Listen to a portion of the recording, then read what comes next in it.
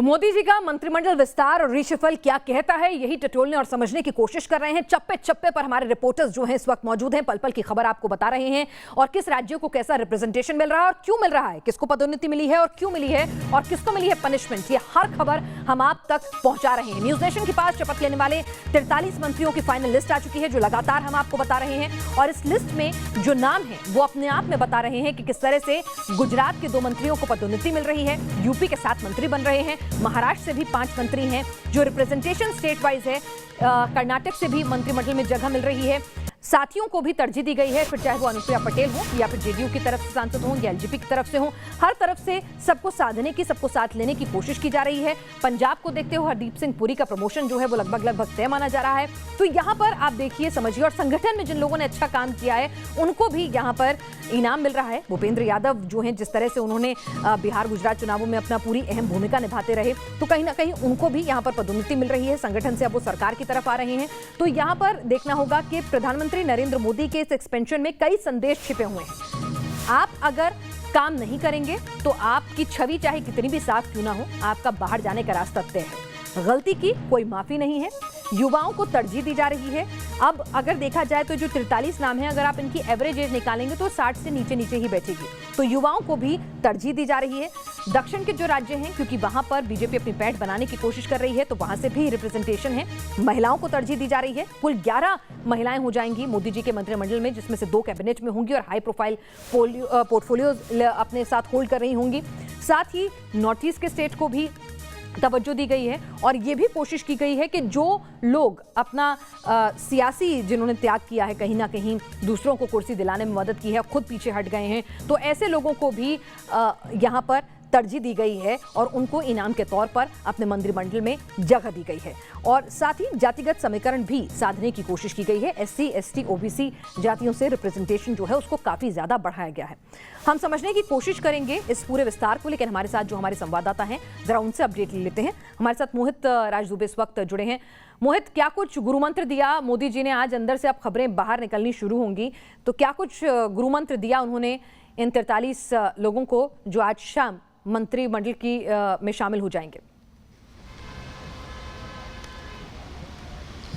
देखिए पिनाज, बहुत महत्वपूर्ण आपने सवाल किया है कि प्रधानमंत्री नरेंद्र मोदी ने अपनी बैठक में क्या गुरु मंत्र दिया। निश्चित तौर पे जो 11 मंत्रियों ने इस्तीफा दिया है, जिन 11 मंत्रियों का पत्ता कटा है, तो प्रधानमंत्री नरेंद्र मोदी लगातार प्रदर्शन को देखते हैं, समीक्षा करते हैं और तौलते हैं कि कौन मंत्री बेहतर प्रदर्शन कर रहा है। जो तस्वीरें सामने आई हैं वो साफ तौर पर संदेश दे रही हैं। जो हमें सूत्रों के हवाले से खबर मिली है कि प्रधानमंत्री नरेंद्र मोदी ने सीधे तौर पर जो नए मंत्री बनने जा रहे हैं, जिन लोगों का प्रमोशन होने जा रहा है, उन सभी लोगों को प्रधानमंत्री नरेंद्र मोदी ने संदेश दिया है कि नया भारत कैसा होना चाहिए, किस तरीके से आपको काम करना है, किस तरीके से जनता के बीच आपको जाके काम करना है, जनता से संबंधित मुद्दों पर किस तरीके से आपको एड्रेस करना है, किस तरीके से तालमेल बैठाना है। इन सारी चीज़ों को लेकर प्रधानमंत्री नरेंद्र मोदी ने आज अपनी बैठक में नए होने वाले मंत्रियों को और जिनका प्रमोशन होने वाला है, उन सभी लोगों को सीधे तौर पर उन्होंने संदेश दे दिया है। और देखिए, सीधे तौर पर पिनाज, ये भी एक संदेश है, जिस तरीके से 11 बड़े जिसमें मंत्री शामिल हैं, जिनका इस्तीफा, उससे साफ है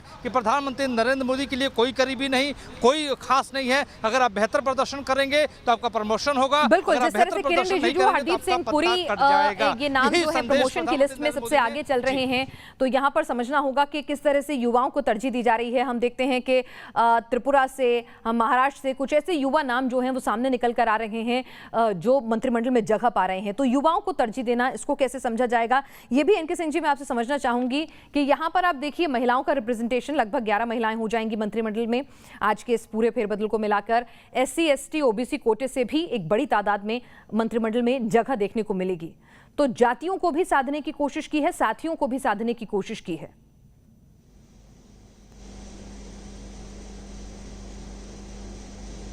देखिए पिनाज, जाति, रीजनलिज्म, जितना भी क्षेत्रीयता है, इन सारे को एक साथ बैलेंस किया गया है। बहुत खूबसूरत ये एक प्रयास है, जिसमें कि सोशल स्ट्रक्चर, उसको भी ध्यान में रखा गया है और ये भी देखा गया है कि भाई चुनाव कहाँ है। आप जरा सोचिए, क्या तुक है कि 3 साल अभी आगे लोकसभा के चुनाव है, सरकार को कोई दिक्कत नहीं है, बहुत जबरदस्त बहुमत से है।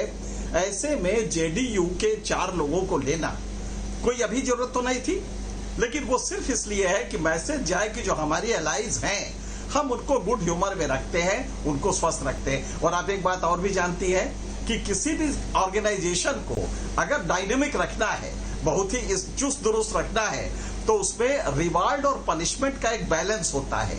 अगर इसको ना करें, जैसे कांग्रेस इसी की शिकार रही, उसमें ना रिवार्ड था ना पनिशमेंट था, एक ठहराव आ गया था, इसलिए वो ऑर्गेनाइजेशन नीचे आती रही।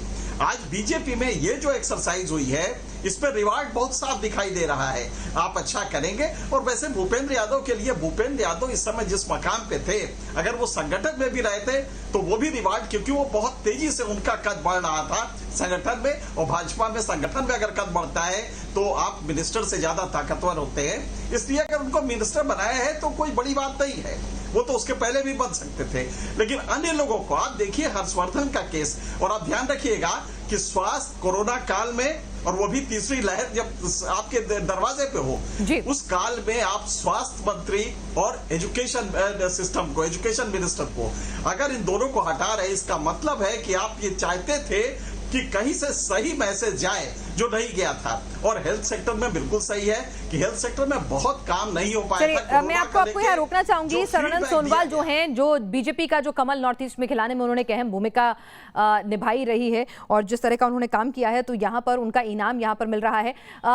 यहाँ पर अब निकल चुके हैं राष्ट्रपति भवन के लिए। आमिर, तो यहाँ पे देखिए सर्बानंद सोनोवाल जो है राष्ट्रपति भवन के लिए निकले, पूरा काफिला इनका निकला हुआ है। यहाँ से आप तस्वीरों में देख सकते हैं सर्बानंद सोनोवाल अपने पूरे काफिले के साथ जो है मूव कर रहे हैं राष्ट्रपति भवन के लिए। यहाँ से बड़ी सिक्योरिटी के साथ एनएसजी कमांडोज जो हैं उनके साथ में पूरी सिक्योरिटी जो है वो मूव कर रही है।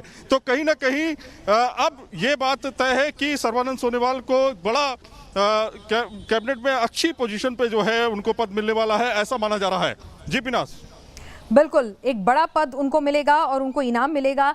जिस तरह से यहाँ पर कहा जा रहा है कि कुछ लोग संगठन से आए हैं, कुछ लोग ऐसे हैं जिन्होंने अपना राजनीतिक त्याग दिया है, दूसरों को कुर्सी दिलवाई है, तो कहीं ना कहीं अब उनकी कुर्सी भी जो है वो और ज़्यादा मजबूत होगी। हमारे साथ हमारे संवाददाता लगातार यहाँ पर बने हुए हैं, मोहित हैं, सईद आमिर हुसैन हैं, विकास चंद्र हमारे साथ जुड़े हुए हैं, इनके सिंह जी भी जुड़े हुए हैं, और उमाकांत जी भी हमारे साथ इस वक्त जुड़े हुए हैं।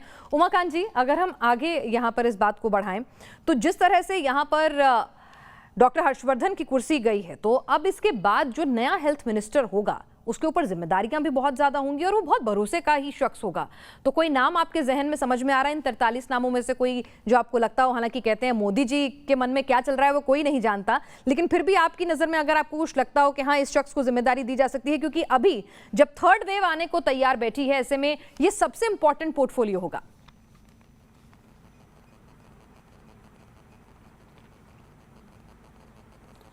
देखिए, निश्चित रूप से जो मुझे लग रहा है कि ऐसी पृष्ठभूमि जो राज्य में मुख्यमंत्री रहा हो, उसको स्टेट को हैंडल करना आता हो, और देश के बाकी जो, चूँकि हमारा जो डाइवर्सिटी वाला देश है और डाइवर्सिटी वाला जो हमारा जो विविधताओं वाला देश है, इसमें अलग अलग जो प्रांत हैं, हमारे राज्य हैं, उनकी अलग अलग तरह की समस्याएं हैं। वहाँ की आबादी का प्रपोर्शन जो है अलग अलग है, उनके जो वर्किंग कल्चर है, आप केरल में जाएंगे तो वहाँ की वर्किंग कल्चर बिल्कुल डिफरेंट है। वहाँ आपको किसी तरह की अराजकता स्थिति नहीं मिलेगी जो हमारे उत्तर भारत में मिलती है। तो इसमें मोदी जी ने जो काम किया है वो बहुत सधा हुआ काम किया। और निश्चित रूप से दूसरी बात क्या है कि मोदी जी एक चीज़ में बड़े माहिर हैं, चाहे उनकी कोई कितनी भी आलोचना करे, एक तो अपनी इमेज के प्रति बहुत सतर्क रहते हैं। वो अपनी इमेज पर, अपनी छवि पर, और जब उनको लगता है कि कोई व्यक्ति उनका करीबी दोस्त उनकी छवि पर, उसकी वजह से उनकी छवि पर नुकसान हो रहा है या आंच आ रही है, तो वो एकदम उसको उठा करके फेंकने में कोई देर नहीं करते हैं। ये उनके साथ बड़ी होती है। ये बाकी बहुत प्रधानमंत्री हमने देखे, बाकी लोगों के साथ नहीं होती हो। अगर वो एक बार प्रधानमंत्री के करीब चले गए तो फिर चले गए। तो ये मोदी जी के साथ कम से कम ये चीज़ एक अच्छी चीज़ है कि वो इमेज के प्रति बहुत ज़्यादा अलर्ट है, और यही मुझे लग रहा है कि गुजरात से लेकर के दिल्ली तक उनकी सफलता का सबसे बड़ा राज है। दूसरी बात, आपने सवाल पूछा कि कौन होगा, तो देखिए ऐसा है कि निश्चित रूप से कोई वो उन्होंने 1-2 दिन से लिस्ट नहीं बनाई, वो 2-3 महीने से बंगाल चुनाव की समाप्ति के बाद इस पूरी ऑपरेशन के लिए वो लग गए थे। और आप लोग जैसे कि संबोधित कर रहे हैं कि ये विस्तार है, फेरबदल है, मैं तो इसको बड़ी भारी मेजर सर्जरी बोलूँगा। कि आपने चलिए, आप तो ये गए थे सर्जरी छोटा जो है मोटा वो अंगूठा सरकार या को उंगली अगला की सर्जरी टेन्योर करना है, दिलाएगी कि नहीं। लेकिन सरकार वहाँ की जब जो छवि ऑपरेशन- खराब हुई, जो थोड़ा बहुत डेंट पहली बार 7 सालों में लगा, उसको दुरुस्त कर पाएगी कि नहीं। हमारे साथ सईद आमिर है और सईद आमिर के साथ कुछ खास मेहमान दिख रहे हैं मुझे। Sayeed, over to you.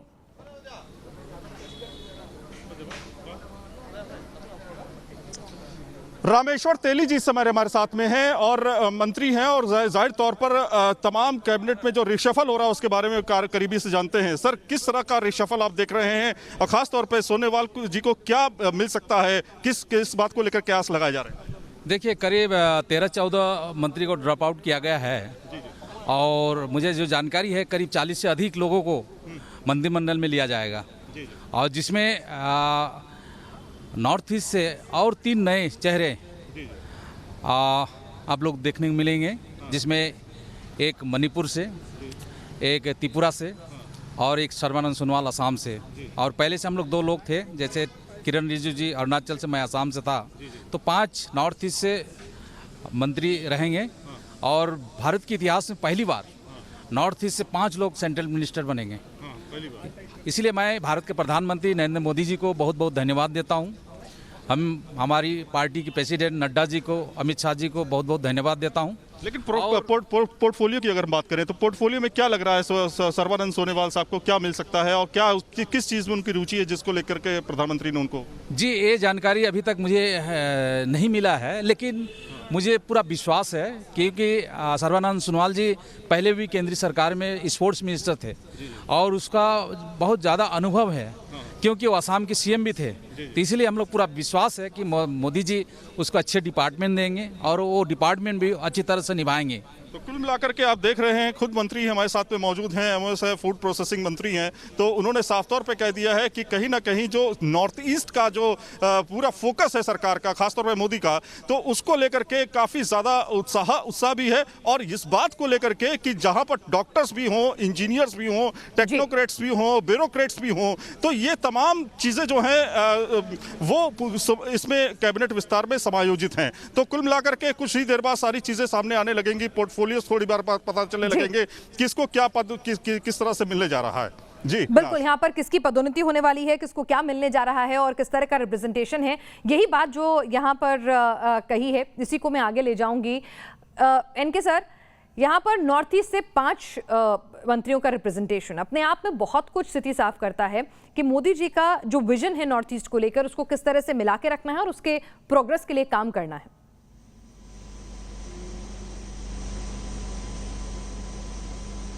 जी हाँ, बहुत पहले से मैं यूं कहूं कि मोदी जब सेंट्रल लीडरशिप में आए उस समय से ही ये सिलसिला चल रहा है कि किसी तरह से नॉर्थ ईस्ट को हम मजबूत करें। और आप जानती है कि संघ ने वहां पे बड़ी शिद्दत से काम किया है। असम का तो ये हाल था कि वहां 15 साल से संघ जबरदस्त काम कर रहा था और यही स्थिति बाकी जगह की भी थी, क्योंकि काउंटर करना था क्रिश्चियन जो एक्सपेंशन वो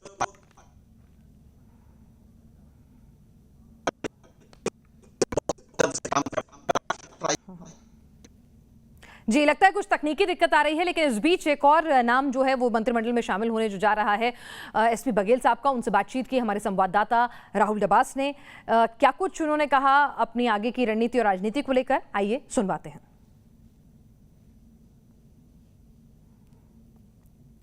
चाय पे चर्चा हो चुकी है और अब कैबिनेट का काम भी होगा। एसपी सिंह बघेल जी हमारे साथ बात करने के लिए। सर, पहले तो बहुत बहुत मुबारकबाद, धन्यवाद। अगर चाय की चर्चा की बात करें तो क्या कुछ रहा, क्या गुरु मंत्र मिला, किस तरीके से विकास का काम किया जाएगा भारत सरकार के मंत्रिमंडल का सदस्य होने के बाद? नहीं, ऐसा चर्चा, प्रधानमंत्री की चर्चा तो बाहर नहीं होनी चाहिए, लेकिन जो भी जिम्मेदारी माननीय प्रधानमंत्री जी, वरिष्ठ भाजपा नेता, पार्टी के शीर्ष संगठन, राष्ट्रीय अध्यक्ष जी जो भी देंगे उसको पूरा करने का प्रयास करेंगे। सर, प्रेशर आप देखते हैं क्या? 9 महीने के बाद उत्तर प्रदेश में चुनाव हो रहे हैं, यूपी की राजनीति की नब्ज आप समझते हैं, वहाँ पर जातियाँ भी हैं, वहाँ पर समीकरण भी है, सोशल इंजीनियरिंग भी है, ऐसे में सब कुछ साधना, परफॉर्म करना, क्योंकि 1.5 साल लगभग कोरोना की वजह से नुकसान हो गया। प्रेशर है ना, लोकप्रिय प्रधानमंत्री और लोकप्रिय मुख्यमंत्री ने कम कर रखा है। देश में जो कल्याणकारी गरीबों उन्मुख योजनाएं माननीय प्रधानमंत्री जी की हैं, उत्तर प्रदेश में आप लॉ एंड ऑर्डर देख रहे होंगे कि बहुत बेहतर है। उत्तर प्रदेश सरकार जो विकास कार्य कर रही है उससे प्रेशर तो नहीं है, लेकिन चुनाव होता है, दिल्ली का रास्ता यूपी से होके जाता है और वो एक जिम्मेदारी अगर हम लोगों को मिलती है तो निश्चित तौर से पार्टी का हाथ मजबूत करेंगे। सर 2014 के चुनाव में आपसे मिले थे, अब 7 साल हो गए, 7वां महीना है और 7 ही तारीख है। किस तरीके से 7 इस बार नजर आएगा मंत्रिमंडल के रूप में? चांस की बात है। प्रधानमंत्री बनाते हैं जो मंत्रिमंडल, वो भी उनका आवाज़ 7 है और ये भी आवाज़ 7 है। 7वां साल है। 7 शुभ होते हैं, 7 समुद्र होते हैं, 7 आसमान होते हैं, 7 फेरे पड़ते हैं, 7 जन्म होता है। तो 7 तो हिंदू मैथोलॉजी में बहुत शुभ है। और यूपी के चुनाव के लिहाज से कितनी कठिन डगर नज़र आती है, क्योंकि अलग अलग पार्टियां अलग अलग तरीके से गठबंधन कर रही है, छोटे दल साथ में आ रहे हैं। केवल चुनाव लड़ना और जीतना ये भारतीय जनता पार्टी की सोच नहीं रही है। सेवा ही संगठन है। इस पर माननीय राष्ट्रीय अध्यक्ष जी, प्रदेश अध्यक्ष जी, महामंत्री संगठन सभी लोग काम कर रहे हैं। और आप देख रहे होंगे कि सेवा ही संगठन के तहत दोनों लॉकडाउन में अगर संख्या बल देखी जाए तो भारतीय जनता पार्टी के लोग सबसे ज़्यादा पॉजिटिव हुए हैं। उत्तर प्रदेश से अकेले 6 विधायकों की मृत्यु हुई है, कैबिनेट 2 मंत्रियों की मृत्यु हुई है, अभी एक राज्य मंत्री की मृत्यु हुई है। पार्टी के संगठन स्वयं मुख्यमंत्री जी पॉजिटिव हुए, डिप्टी सीएम साहब पॉजिटिव हुए। पॉजिटिव कैसे होता है आदमी? जब संपर्क में आता है। संपर्क में कब आता है? जब काम करता है। तो ये विपक्षी तो निशाना साध रहे हैं कि डॉक्टर हर्षवर्धन, उनके एमओएस को इसलिए हटाया गया क्योंकि सेकेंड वेव के आकलन में कहीं ना कहीं मोदी सरकार से चूक हो गई। नहीं, वो विपक्ष का अपनी सोच है, वो जो भी इसको जिस दृष्टि से भी वो देखें। न्यूज़ नेशन न्यूज़ स्टेट से बात करने के लिए बहुत बहुत धन्यवाद। चलिए, साफ तौर पे एसपी सिंह बघेल अब मोदी कैबिनेट के सदस्य के रूप में काम करेंगे। अब तक बहुत सारी जिम्मेवारी रही, लेकिन ये जिम्मेवारी बहुत बड़ी होने वाली है, क्योंकि 9 महीने के अंदर प्रदेश में परफॉर्म करके दिखाना है और 2.5 साल के अंदर केंद्र के भी चुनाव होने हैं। विजुअलिस्ट जगदीश के साथ राहुल डबास, न्यूज़ नेशन, दिल्ली। तो यहाँ पर आप देख रहे हैं कि किस तरह से तमाम लोग आशान्वित हैं और ये भी ध्यान रखा गया है यहाँ पर, जिस तरह से हमने कहा कि मोदी जी के इस रीशफल में, इस अपनी कैबिनेट की सर्जरी में अपने मंत्रिमंडल की बहुत कुछ छिपा हुआ है। इसमें अगर सरकार, संगठन, पार्टी में सामंजस्य स्थापित करने की कोशिश है, तो सहयोगियों को भी साथ लेकर चलने की कोशिश है, एक पॉजिटिव मैसेज देने की कोशिश है। मंत्रिमंडल को और ज़्यादा यंग किया गया है, तो ब्यूरोक्रेट जो है, टेक्नोक्रेट जो हैं, उनको भी जो है जगह दी गई है, कहीं ना कहीं ये दिखाने के लिए कि जो योजनाएं हैं उनका एग्जीक्यूशन सही तरीके से हो। एनके सिंह जी, कई ऐसे नाम हैं जो विदेशों से पढ़ाई करके आए हैं, ब्यूरोक्रेट हैं, टेक्नोक्रेट हैं, ऐसे भी कई युवा चेहरे इस मंत्रिमंडल में दिख रहे हैं जिनका अगर राजनीतिक अनुभव देखा जाए तो शायद उतना नहीं होगा, लेकिन अपने साथ एक हाई पोर्टफोलियो वो अपना लेकर चलते हैं। तो ऐसे लोगों को मंत्रिमंडल में जगह देना, क्या कुछ मैसेज देने की कोशिश है?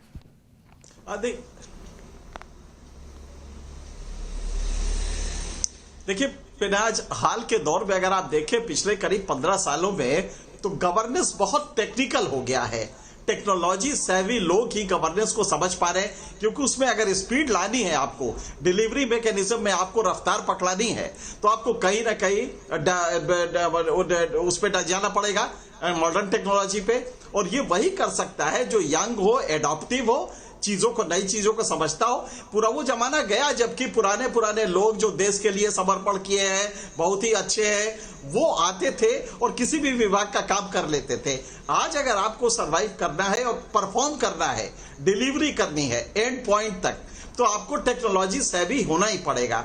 लिहाजा एक आपको बैलेंस के लिए वो चाहिए कि कम से कम वो डिलीवर, जैसे कि मान लीजिए स्वास्थ्य है, आज आप स्वास्थ्य में अगर आपका जो ऐप है, अगर वो कोविन ऐप बहुत परफॉर्मेंस अच्छा नहीं करेगा तो आपके सारे डाटा गलत हो जाएंगे, लिहाजा आपकी डिलीवरी गलत हो जाएगी।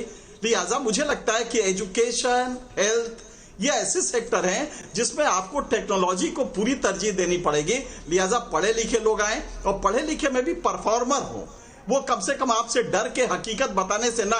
यहां पे मुझे लग रहा है कि जो कंफ्यूजन हुआ हेल्थ सेक्टर में लेके, वो इसलिए हुआ कि लोगों ने हकीकत नहीं बताया कि साहब हमारे यहाँ एक्चुअल कोरोना सेकेंड वेव जो है उसका मैग्नीट्यूड क्या होगा और हमारे यहाँ अभी तक सीरो पॉजिटिविटी कितनी आई है। मेरे ख्याल से ये बताने में लोग डरे, जिसकी वजह से मोदी जी को जो फीडबैक मिला वो गलत मिला और उसके बाद जो पॉलिसीज बनी, डिसीजंस हुए, वो गलत होते चले गए। और यही वजह है कि हेल्थ में दोनों के मंत्रियों को हटाया गया है।